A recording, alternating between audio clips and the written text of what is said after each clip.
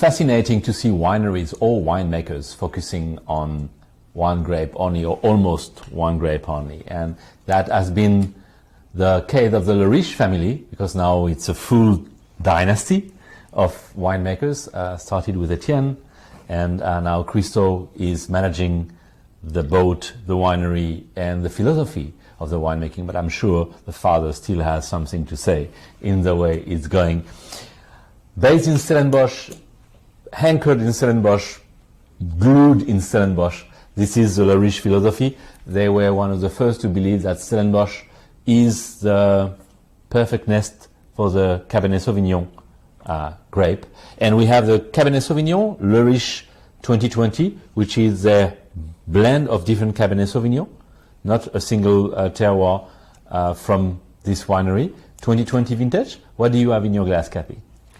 So this wine for me is showing some of Cab's deepness and darkness, but it hasn't had too much extraction in terms of colour. It's almost a little bit of translucency going through it, but bear in mind I've got quite a broad bottom in this glass. The nose has got some lovely fresh cassis on it, but as well as that there's some red fruits and other blackberry fruits coming through for me, offering some complexity there. Every now and then I get this little whiff of lifted leafiness, maybe from its parent Cabernet Franc, but it adds a little bit of interest and stops the fruit from coming across as very, very sweet. So it's quite a nice little lift there. On the palate, it's lovely and dry. You know, you pointed out that the nose does come across as very sweet fruited, but the palate is just lovely and dry. And because we are on a fairly ripe wine. We are 1475 alcohol, we are an acidity of 7.4, still showing some freshness, but we are at 1.4 sugar, which makes it bone dry.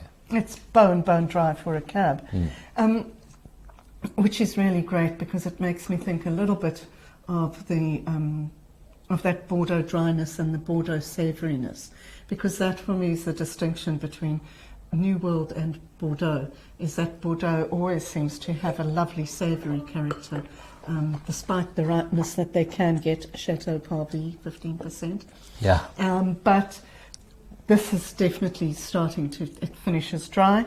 And interestingly for me as well, it's got some really malleable tannins. They're quite supple, these tannins. They're present, they are there, they are giving shape to the wine, but they're not that real terse grip that you can get of Cabernet sometimes. No, you don't have this massive grip that you can get from New World Cabernet. You still have a lot of freshness that is brought as well for some hinted mintiness of it as well, which is typical of Cabernet Sauvignon on a warm climate. 2020 was a warm vintage, but it's not overpowering. It's just being another dimension of the Cabernet, but we clearly have this freshness supported by, yes, spearmint, peppermint.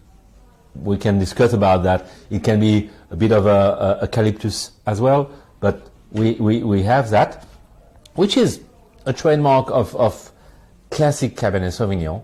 And I think in a blend like that, it's interesting to have what Stellenbosch Cabernet has been, and it still is, a clear ripeness with a bit of freshness on the comeback, this minty flavors.